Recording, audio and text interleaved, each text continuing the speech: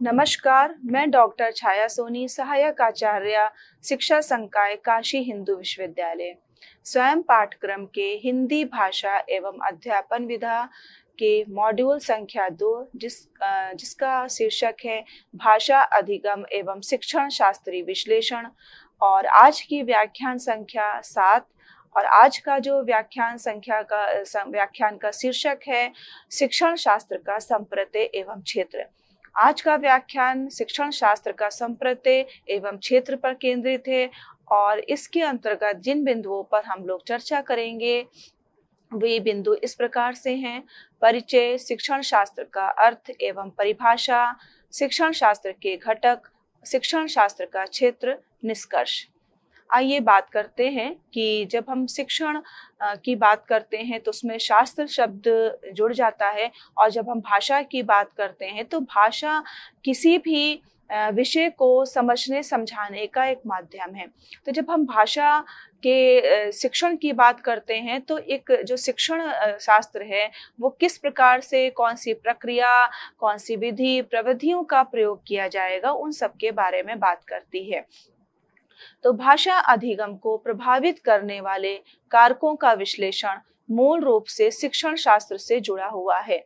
जब शिक्षा तकनीकी का विकास हुआ तो ऐसा लगा जैसे शिक्षण शास्त्र का महत्व कम होता जा रहा है, लेकिन समय के साथ विद्वानों ने यह महसूस किया कि शिक्षण शास्त्र भी उतना ही जरूरी है जितना कि शिक्षा तकनीकी।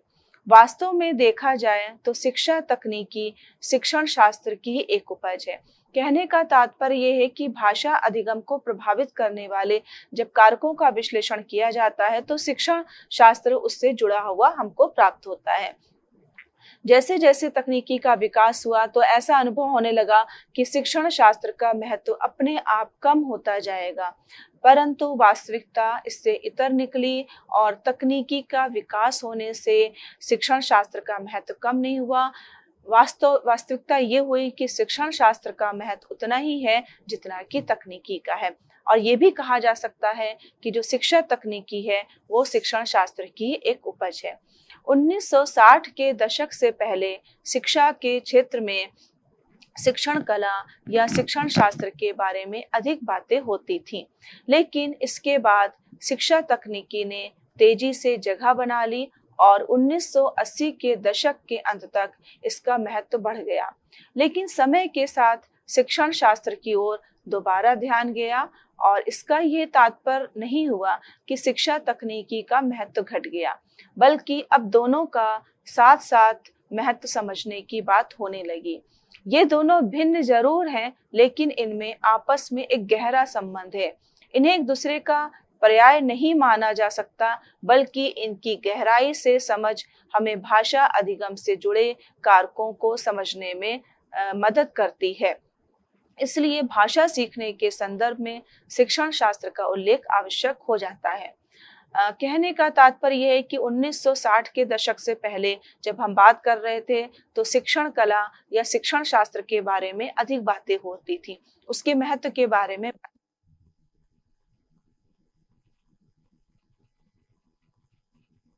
अंत तक तकनीकी का महत्व बढ़ने लगा। लेकिन फिर भी जो शिक्षण शास्त्र का महत्व था या शिक्षण शास्त्र जो था उसकी ओर भी लोगों का, जो हमारे शिक्षक थे, हमारे नीति निर्माता थे, उनका ध्यान गया, और ये हुआ कि शिक्षण जो तकनीकी है उसका महत्व घट नहीं रहा है, बल्कि दोनों का ही महत्व बना हुआ है। शिक्षा तकनीकी भी उतनी ही अनिवार्य है जितना का शिक्षण शास्त्र। दोनों को एक दूसरे का पर्याय माना जाने लगा, और दोनों के ही प्रयोग से हमारी जो शिक्षण अधिगम प्रक्रिया है वो अधिक प्रभावी और रुचिकर होने लगी। तो इस तरह से हमारा शिक्षण शास्त्र जो है, जिसमें हम प्रक्रिया की बात करते हैं, विधियों प्रविधियों की बात करते हैं, उनको जब हम तकनीकी के माध्यम से जोड़ते हैं तो हमारा शिक्षण जो है वो भाषा की, अगर हम शिक्षण की बात करते हैं तो अधिक और प्रभावी हो जाता है। शिक्षण शास्त्र का अर्थ एवं परिभाषा। शिक्षण शास्त्र में शिक्षण को कला तथा विज्ञान दोनों ही मानते हैं। शिक्षण का वास्तविक ज्ञान अभ्यास से होता है। एक लंबे शिक्षण अनुभव से शिक्षण में सूझ का विकास होता है।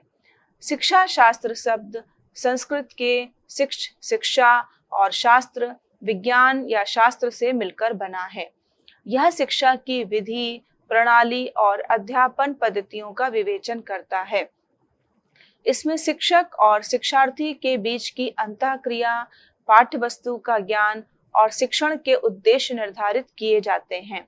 शिक्षण शास्त्र में शिक्षण के कलात्मक तथा वैज्ञानिक पक्षों को सम्मिलित किया जाता है और ये कहा जाता है कि जो हमारी शिक्षा शास्त्र है उसमें शिक्षा और शास्त्र विज्ञान दोनों ही के मिश्रण से हमारा शिक्षा शास्त्र शब्द बना है, जिसको हम अंग्रेजी में एजुकेशन कहते हैं। और इसमें ही इसके जो शिक्षण में कला और विज्ञान दोनों ही सम्मिलित हैं। इसके अंतर्गत जिन बिंदुओं को अध्ययन करते हैं वे शिक्षक हैं, शिक्षार्थी हैं और शिक्षक शिक्षार्थी के बीच की अंतःक्रिया, पाठ्य वस्तु का ज्ञान और हमारे शिक्षण के क्या उद्देश्य होंगे इसको भी हम लोग निर्धारित करते हैं। और साथ ही साथ इसमें शिक्षा शास्त्र में या शिक्षण शास्त्र में शिक्षण के कलात्मक और वैज्ञानिक पक्षों को भी सम्मिलित किया जाता है। अर्थात इसके दो पक्ष होते हैं, कला और विज्ञान। वेबस्टर ने शिक्षण शास्त्र की परिभाषा इस प्रकार से दी है। शिक्षण शास्त्र में शिक्षण को कला, अभ्यास या वृत्तिक माना जाता है तथा शिक्षण विधियों तथा नियमों से संबंधित क्रमबद्ध अनुदेशन या अधिगम को भी सम्मिलित किया जाता है। इनकी परिभाषा का विश्लेषण करने से ये स्पष्ट होता है कि शिक्षण शास्त्र में जो शिक्षण है, जो टीचिंग है, उसको कला किस प्रकार से करते हैं, उसको जिसको हम लोग कला कहते हैं, अभ्यास कैसे किया जाता है, लगातार उसको कैसे करते हैं, अभ्यास या वृत्तिक माना जाता है। शिक्षण विधियों तथा नियमों से संबंधित जो शिक्षण की विधियां हैं और जो नियम बताए गए हैं कि इन नियमों का पालन करते हुए हमें शिक्षण करना है, तो विधियों का और नियमों का एक ऐसा अनुदेशन होता है जो कि उनसे संबंधित होता है और एक क्रमबद्ध होता है। मतलब एक क्रम के बाद एक आएगा, एक उसकी प्राथमिकता के अनुसार उनको क्रमबद्ध कर दिया जाता है, वो अनुदेशन या उस अधिगम को सम्मिलित किया जाता है। शिक्षण का अर्थ, शिक्षण से तात्पर्य है कि शिक्षक अपने हाव भाव की क्रियाओं से कक्षा में अधिगम परिस्थितियों का सृजन करता है जिसमें छात्र अधिगम अनुभव करते हैं, अर्थात छात्र विभिन्न प्रकार से सीखते हैं। इस प्रकार शिक्षण में शिक्षक छात्र की पारस्परिक अंतःक्रिया आवश्यक होती है। तात्पर्य कि शिक्षण से तात्पर्य है कि जब शिक्षक अपने हाव भाव की क्रियाओं से कक्षा में अधिगम परिस्थितियों को उत्पन्न करता है, और अधिगम परिस्थितियां का माध्यम जो होता है वो एक पाठ्यक्रम होता है, विषय वस्तु होती है, और उस विषय वस्तु को वो उचित प्रकार से विधियों के माध्यम से, प्रविधियों के माध्यम से अपने विद्यार्थियों को बताता है और छात्र जो है वो शिक्षण अधिगम अनुभव करते हैं। इस प्रकार से शिक्षण प्रक्रिया के कुछ मुख्य घटक हैं जो इस प्रकार हैं। शिक्षण तथा अधिगम। शिक्षण के जो मुख्य तत्व हैं, जो दो घटक बताए गए हैं, वो शिक्षण है और अधिगम है। तो जो पहला घटक है उसके मुख्य तत्व हैं शिक्षक की क्रियाएं, शिक्षक के हाव भाव प्रदर्शन और अधिगम परिस्थितियों का सृजन। अधिगम के मुख्य तत्व हैं जो दूसरा घटक है छात्रों की अनुक्रियाएं, छात्रों के सीखने के अनुभव, छात्रों के व्यवहार परिवर्तन, अधिगम। अर्थात अगर हम कहना चाहें कि जब हमारे शिक्षण की बात होती है तो वो कहीं ना कहीं पूर्ण रूप से शिक्षक से संबंधित होता है। उसके वहाँ पर हाव भाव की बात आती है, किस प्रकार से उसके व्यवहार की बात आती है। और अधिगम जो है वो विद्यार्थियों से संबंधित है कि जो विषय वस्तु या पाठ्यक्रम का शिक्षण किया जा रहा है, शिक्षक के द्वारा जो उसको पढ़ाया जा रहा है, उसको विद्यार्थी किस प्रकार से ग्रहण करते हैं। तो इसमें जो मुख्य तत्व होते हैं वो छात्रों की अनुक्रियाएं। छात्र जो विद्यार्थी हैं, जो उन्होंने अधिगम किया है, उसके संदर्भ में वो अनुक्रियाएं किस प्रकार से देते हैं, उनकी क्रियाएं कैसी होती हैं, उनकी प्रतिक्रियाएं कैसी होती हैं। छात्रों के सीखने के अनुभव, जो उन्होंने सीखा है वो उसके संबंध में उनका क्या अनुभव है, उन्होंने उसको, वो जो सीख रहे हैं, जो विषय वस्तु को सीख रहे हैं, वो किस प्रकार से दूसरे जो उनके और तत्व हैं, दूसरे और संदर्भ हैं, उनसे वो कैसे उसको जोड़ पा रहे हैं। तीसरा, छात्रों के व्यवहार परिवर्तन आयाम, या अधिगम, मतलब विद्यार्थियों ने जो सीखा है उसके माध्यम से उनके व्यवहार में क्या परिवर्तन आया है। नई विषय वस्तु, किसी नए शीर्षक को उन्होंने सीखा है तो उसके अंदर जो भाव छिपा हुआ है या जो ज्ञान की हम बात करते हैं या जो मनोशारीरिक क्रियाओं की बात करते हैं, तो उसको सीखने से उनके व्यवहार में क्या परिवर्तन आया है। तो ये अधिगम के मुक्त, मतलब ऐसा परिवर्तन जो ज्ञानात्मक हो लेकिन साथ ही साथ उसको व्यवहारिक रूप से परिलक्षित भी होना चाहिए। शिक्षण शास्त्र के घटक पर हम लोग बात करते हैं। शिक्षण के अर्थ एवं परिभाषा से शिक्षण शास्त्र के घटकों का भी बोध होता है। शिक्षण शास्त्र में पाठ्य वस्तु के प्रस्तुतिकरण को प्राथमिकता दी जाती है। पाठ्य वस्तु के प्रस्तुतिकरण में कलात्मक तथा वैज्ञानिक विधियों एवं प्रविधियों के ज्ञान एवं अभ्यास को महत्व दिया जाता है। पाठ्य वस्तु का विश्लेषण तार्किक तथा अनुभवजन्य ढंग से किया जाता है। प्रभावशाली प्रस्तुतिकरण में दृश्य एवं श्रव्य सामग्री का भी उपयोग किया जाता है तथा साथ ही साथ वैज्ञानिक उपकरणों का भी उपयोग करते हैं, जिससे छात्रों को मूल अनुभव प्रदान किया जा सके एवं उनको जो ज्ञान हो वो वास्तविक ज्ञान उनको हो सके। तो शिक्षण शास्त्र के घटक में हम लोग जो जिन बिंदुओं की बात करते हैं वो पूर्ण रूप से पाठ्य वस्तु है और विधियां प्रविधियां हैं, अनुभवजन्य हमारे जो कार्य होते हैं वो हैं, उपकरण हैं, प्रस्तुतिकरण है, इन सब की हम लोग इसमें बात करते हैं। आइए देखते हैं इसके आगे इनकी विस्तार से हम लोग चर्चा करते हैं। इस प्रकार शिक्षण शास्त्र के जो अभी हम लोगों ने घटकों पर बात करी है, तो उन सारे बिंदुओं को हम लोग 3 मुख्य घटकों में विभाजित कर सकते हैं। पहला पाठ्यक्रम, दूसरा शिक्षण विधियां और तीसरा शिक्षण प्रक्रिया है। पाठ्यक्रम किसे कहते हैं? पाठ्यक्रम एक प्रकार की सामग्री है जो कक्षा में शिक्षक द्वारा विद्यार्थियों को पढ़ाई जाती है। दूसरा मुख्य घटक शिक्षण विधियां हैं। शिक्षण विधियां एक तरीका है, इस प्रकार के तरीके हैं जिससे पढ़ाई कराई जाती है, मतलब जिसके द्वारा शिक्षक जो है वो विद्यार्थियों को अध्यापन कार्य कराता है। तीसरा जो मुख्य घटक है वो शिक्षण प्रक्रिया है। यह वह प्रक्रिया है जिससे छात्र सीखते हैं और उनकी समझ विकसित होती है। मतलब पहला पाठ्यक्रम जो कि एक मुख्य आधार है और उस आधार के माध्यम से हमारी जो शिक्षण प्रक्रिया वो संचालित होती है और उसके लिए जो माध्यम अपनाते हैं वो विधियां होती हैं और ये जो पूरी प्रक्रिया प्रारंभ से अंत तक चलती है वही हमारी जो है शिक्षण प्रक्रिया होती है, जिसके द्वारा छात्र सीखते हैं, उनके बोध में विस्तार होता है और वो अपने व्यवहारिक रूप में भी उनका जो सीखा है ज्ञान उन्होंने उसको व्यवहारिक रूप में उसको प्रयोग करते हैं। तो पाठ्यक्रम वह सामग्री है जो पढ़ाई जाती है। इसमें विभिन्न विषयों और सीखने के उद्देश्यों का एक संगठित सेट सम्मिलित होता है।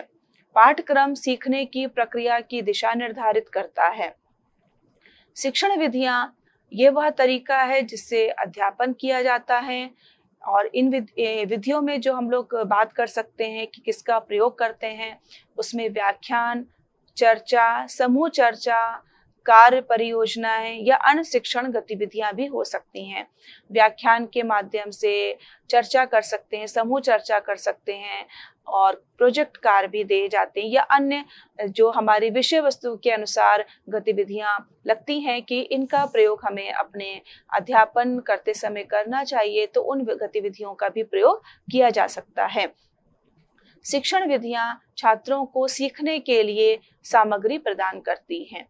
मतलब विधियों के माध्यम से वो समझते हैं कि शिक्षक को भी समझ में आता है कि कौन सी विषय वस्तु एक विशिष्ट विधि से बताई जाएगी तो हमारे विद्यार्थी उचित रूप से सीख सकेंगे। और भाषा के संदर्भ में अगर हम बात करें तो विभिन्न विधियों का भी प्रयोग हो सकता है, जिस पर हम लोग आगे चर्चा करेंगे। तीसरा जो घटक है वो शिक्षण प्रक्रिया है। यह वह प्रक्रिया है जिससे छात्र सीखते हैं और उनकी समझ विकसित होती है। साथ ही साथ इसमें योजना, शिक्षण, मूल्यांकन और प्रतिक्रिया भी शामिल है। अर्थात वो सीख गए और उनकी समझ विकसित हुई, उनका बोध स्तर बढ़ा, लेकिन हम समझ कैसे पाएंगे, एक शिक्षक इसको समझ कैसे पाता है, इसके लिए वो योजना बनाता है, शिक्षण करता है और साथ ही साथ मूल्यांकन का भी कार्य किया जाता है। शिक्षण प्रक्रिया विद्यार्थियों को सामग्री को समझने और उसको लागू करने में भी मदद करती है। तो इस प्रकार से ये शिक्षण शास्त्र के 3 मुख्य घटक हैं जिसके माध्यम से हमारे भाषा का शिक्षण संभव हो पाता है। पाठ्यक्रम नहीं होगा तो शिक्षक किन बिंदुओं को अपने विद्यार्थियों को बताएगा, ये एक विचारणीय प्रश्न होगा। किस विधि से बताना है ये भी उसको ज्ञान होता है, और ये पूरी प्रक्रिया प्रारंभ से अंत तक जिसमें मूल्यांकन भी शामिल होता है वो शिक्षण प्रक्रिया कहलाती है। शिक्षण शास्त्र को हम लोग 2 भागों में देख सकते हैं। पहला है शिक्षण का कलात्मक पक्ष और दूसरा है शिक्षण का वैज्ञानिक पक्ष।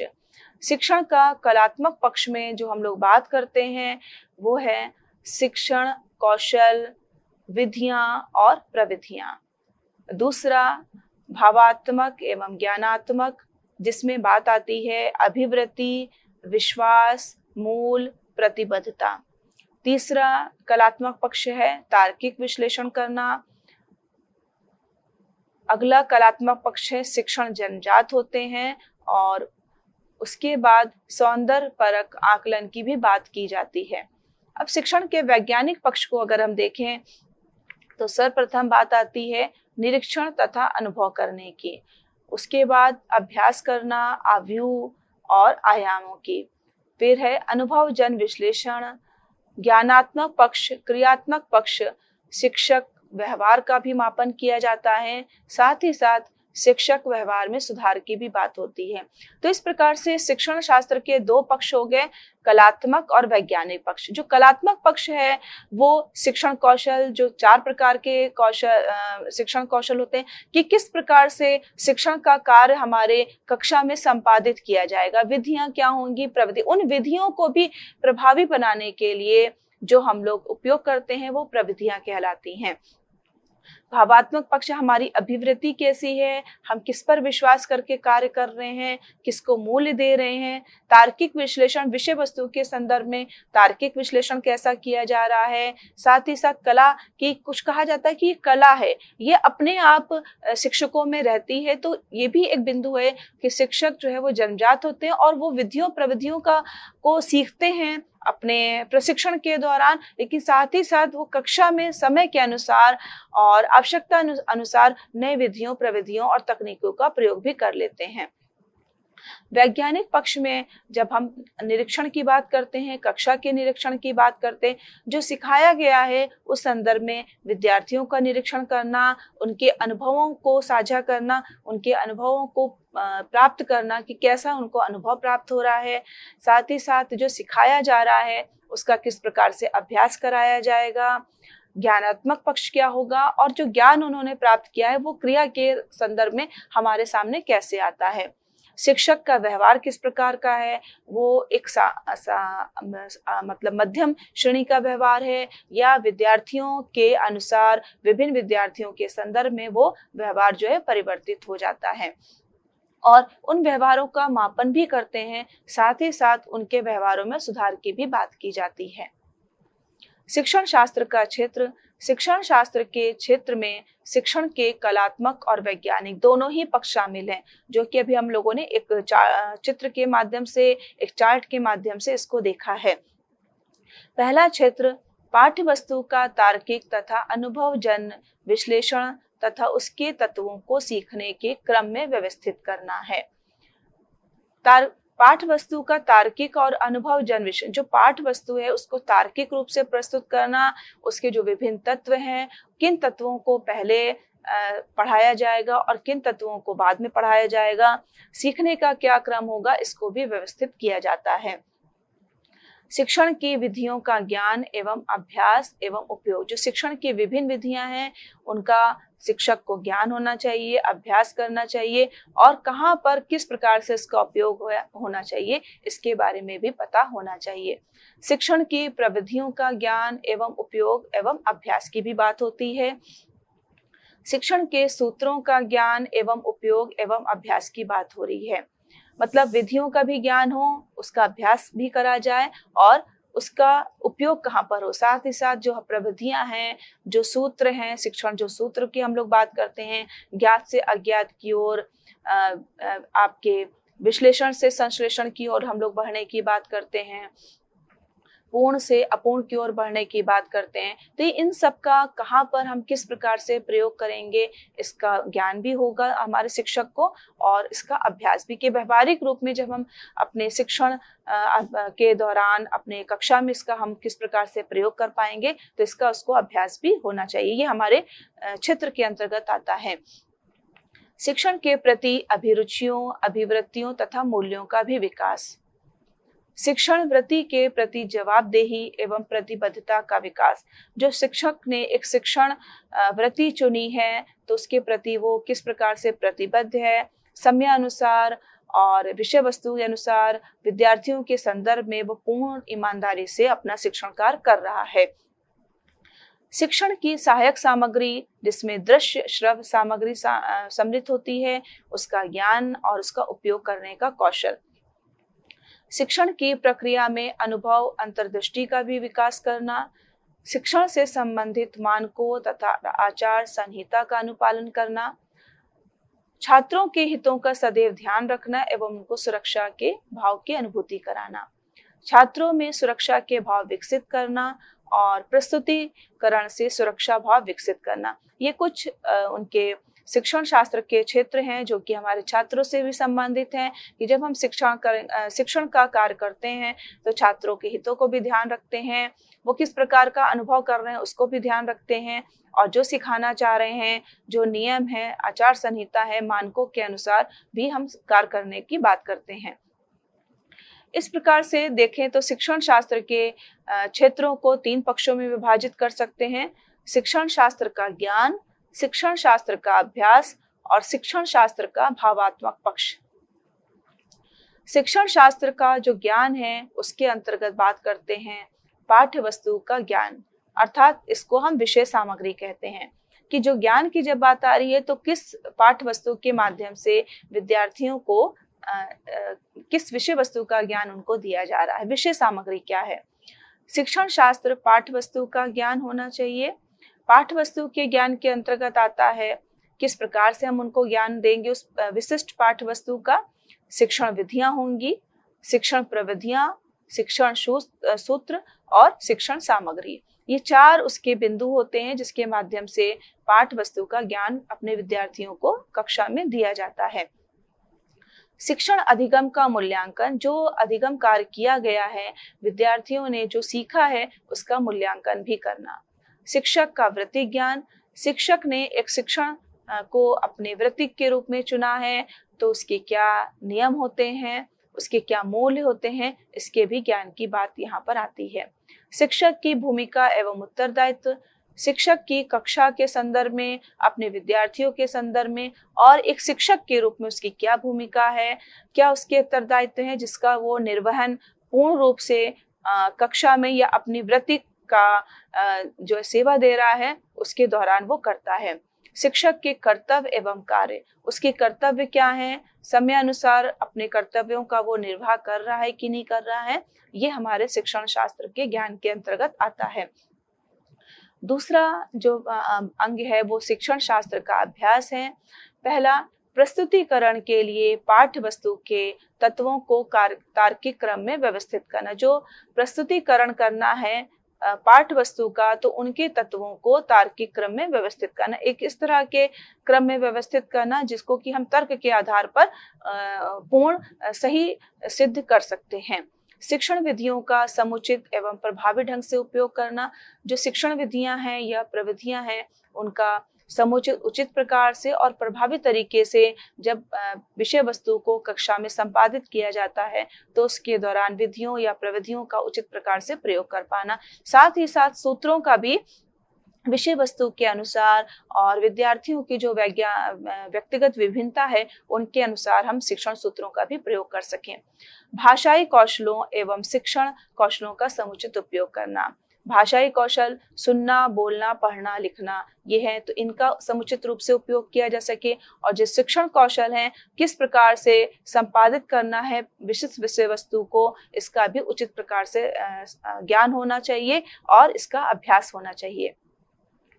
शाब्दिक तथा अशाब्दिक अंतःक्रिया का संपादन करना, जिससे कक्षा में सामाजिक भावात्मक वातावरण उत्पन्न हो सके। कक्षा में प्रभावी प्रस्तुतिकरण करना और शिक्षक की भूमिका का निर्वाह करना, शिक्षक जैसा वस्त्र पहनता और एक शिक्षक जैसे अभिव्यक्त करता। मतलब पूर्ण रूप से शिक्षक कक्षा में अपने को जिस प्रकार से प्रस्तुत करता है, कहीं ना कहीं विद्यार्थी उसी को ही उसका अनुगमन करने की कोशिश करते हैं। तो शाब्दिक अशाब्दिक अंतःक्रिया किस प्रकार से शब्दों का प्रयोग हो रहा है और अशाब्दिक अंतःक्रिया किस प्रकार से हो रही विद्यार्थियों के मध्य, तो इन सारी चीजों का अध्ययन जो है वो शिक्षण शास्त्र के अभ्यास पक्ष में होता है। तीसरा जो पक्ष है शिक्षण शास्त्र का भावात्मक पक्ष। इसमें पहला बिंदु शिक्षण के प्रति निष्ठावान होना। पहला प्रमुख बिंदु है कि शिक्षक को अपने शिक्षण कार्य के प्रति पूर्ण निष्ठावान होना चाहिए। दूसरा, शिक्षण में लगन एवं तत्परता होना। अगर शिक्षक ने शिक्षण कार्य का चयन किया है और तो उसके प्रति एक लगन होनी चाहिए और तत्परता होनी चाहिए। अपने कार्य में प्रतिबद्धता का होना, शिक्षक का अपने कार्य के प्रति अर्थात जो अध्यापन कार्य है उसके प्रति पूर्ण प्रतिबद्धता को भी परिलक्षित करना चाहिए। शिक्षण की जवाबदेही एवं उत्तरदायित्व का भाव होना। जो शिक्षण कार्य वो कर रहा है उसके प्रति उसकी जवाबदेही क्या है, उसके उत्तरदायित्व क्या है, और जो आचार संहिता है, जो नियम है, नीति शास्त्र क्या कहता है एक शिक्षक को शिक्षण शास्त्र के संदर्भ में, एक अध्यापन विधा के संदर्भ में, एक विषय वस्तु के संपादित करने के संदर्भ में, उसका भी अनुसरण की यहाँ पर बात आती है। शिक्षण के समय आत्मविश्वास तथा उत्साह होना। जब शिक्षक शिक्षण कार्य करता है अपनी कक्षा में तो पूर्ण आत्मविश्वास के साथ, और आत्मविश्वास तभी होगा जब उसको विषय की पूर्ण जानकारी होगी। तो आत्मविश्वास के साथ और एक उत्साह के साथ, क्योंकि सचेत होकर के अगर कार्य किया जाएगा, शिक्षण कार्य किया जाएगा, तो विद्यार्थी उसमें रुचि लेंगे और पूर्ण रूप से उसको समझने का कार्य करेंगे। शिक्षण के प्रति सकारात्मक अभिवृत्ति होना। जो शिक्षण कार्य है उसके प्रति एक सकारात्मक अभिवृत्ति, एक हमारी जो दृष्टिकोण है वो एक सकारात्मक होना चाहिए और सकारात्मक तरीके से हमें उस कार्य को संपादित करना है। शिक्षण वृत्ति के मूल्यों का अनुपालन करना। जो शिक्षण वृत्ति है एक वो व्यवसाय है, उसके क्या मूल्य हैं और उन मूल्यों को हम पालन भी करें और अपने विद्यार्थियों को भी उन मूल्यों को सिखाने का प्रयास करें। निष्कर्ष में कह सकते हैं कि शिक्षण शास्त्र के अर्थ और परिभाषा में देखा कि शिक्षण एक महत्वपूर्ण प्रक्रिया है जिसमें शिक्षण और अधिगम दोनों सम्मिलित होते हैं। शिक्षण में शिक्षक और विद्यार्थी दोनों ही महत्वपूर्ण होते हैं। शिक्षण को कला और विज्ञान दोनों माना जाता है। कलात्मक पक्ष में जहाँ शिक्षण विधियां, प्रविधियां और तार्किक विश्लेषण आते हैं, तो वहीं वैज्ञानिक पक्ष में अनुभव, रुचि, ज्ञानात्मक, क्रियात्मक पक्ष तथा व्यवहार शामिल होते हैं। इसके अतिरिक्त शिक्षण एवं अधिगम के तत्वों को भी समझा गया है। साथ ही शिक्षण शास्त्र के क्षेत्रों का भी अध्ययन विस्तार पूर्वक किया गया है। इस प्रकार से इस व्याख्यान में हम लोगों ने जो शिक्षण शास्त्र है उसका क्या तात्पर्य है, शिक्षण का क्या अर्थ है और उसके घटक क्या क्या है, इस पर हम लोगों ने विस्तार से चर्चा करी है। और उसके महत्वपूर्ण अंग क्या हो सकते हैं, ज्ञान होना शिक्षण शास्त्र का, अभ्यास होना और उसका भावात्मक पक्ष। क्योंकि ये तीनों जब शिक्षक अपने व्यक्तित्व में ज्ञान को, भाव को और अभ्यास, क्योंकि जितना ही भी हम लोग अभ्यास करते हैं